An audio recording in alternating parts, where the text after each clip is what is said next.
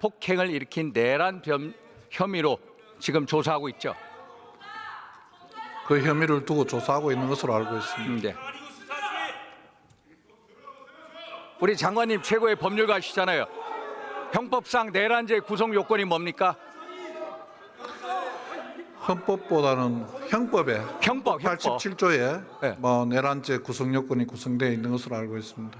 내란죄가 구성되기 위해서는 첫째, 국토 참전이 있어야 되고, 둘째, 국헌 문란이 있어야 됩니다. 예.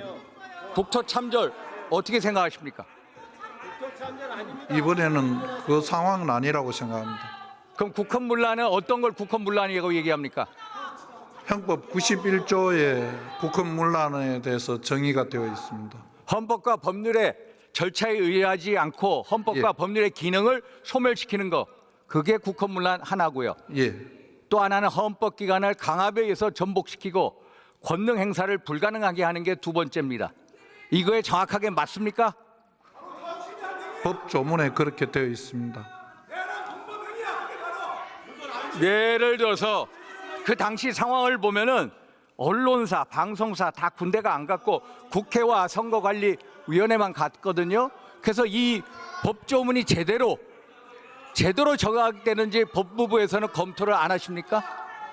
저희들이 따로 검토한 바는 없고 수사기관에서 수사에 필요한 때에 검토하고 있을 것으로 생각합니다. 내란죄가 성립되기 위해서는 고의성과 목적성이 있어야 됩니다. 우리 중앙대 이호인 교수 알고 계십니까? 중앙대학교의 이인호 법률대학교 교수님 알고 계세요? 예. 예. 이인호 교수님 알고 계시죠? 개인적으로는 모르지만은 그런 교수님이 계시다는 걸 알고 있습니다. 이인호 교수의 주장에 따르면은 대통령의 설사 직무 판단에 있어서 위헌 행위를 할지라도 처벌할 수 없다라고 주장하고 있는 거 아십니까? 그런 취지의 글을 게시한 것을 본 적이 있습니다. 예를 들어서 국회가 법률을 만들었습니다. 헌법재판소에서 위헌 법률로 확정이 됐어요. 그렇다고 해서 위헌 법률을 만든 국회 법률 제정 행위자들을 처벌합니까? 거기에 반드시 국회가 처벌되지 않는다는 다른 의견도 있는 것으로 알고 있습니다. 국회가 부당한 탄핵 소추했습니다. 헌재에서 기각됐어요. 국회를 처벌합니까? 그러지는 않는 것으로 이게 이인호 교수의 주장입니다. 한번 법률적 검토를 해주십시오. 저희들이 살펴보겠습니다. 김대중 대통령 아시다시피 2000년도 6.25 여기서도 무슨 소리인지 잘 안 들립니다. 좀 4억 5천만 들어봅시다. 달러의 돈을 북한에 송금했습니다. 알고 계시죠? 문제가 된 적이 있는 것으로 알고 있습니다. 이거를 처벌하지 않았습니다. 이유가 뭡니까? 통치행위라고 판단한 것으로 알고 있습니다. 통치행위라고 해서 처벌 안 했습니다.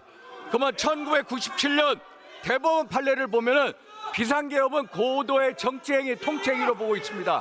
알고 계십니까? 그런 의견도 있는 것으로 알고 있습니다. 2010년도 대법원 판례에 의하면은 고도의 정치 행위에 대해서는 대통령의 권한을 존중하면서 사법심사를 자제하는 선에서 위헌성을 심판해라. 이게 대법원 판례입니다. 알고 계십니까? 그런 결정은 알고 있습니다. 제가 이런 말씀을 드리는 이유는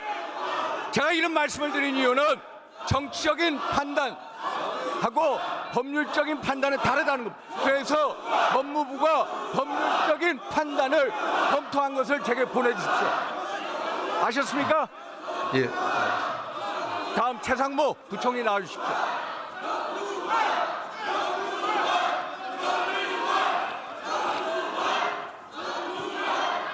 자, 조용히 하시죠. 조용히 하시죠.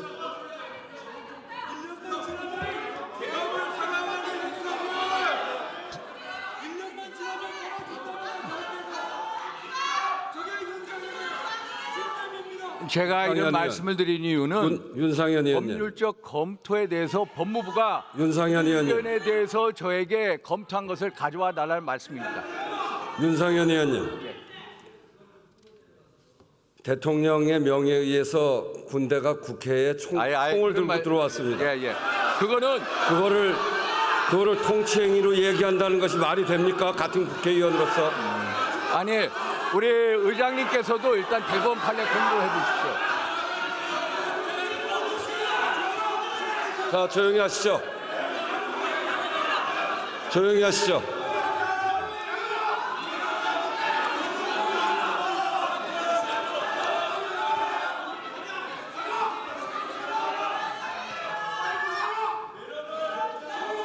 우리 부총리님 그때 당시 반대하셨습니까?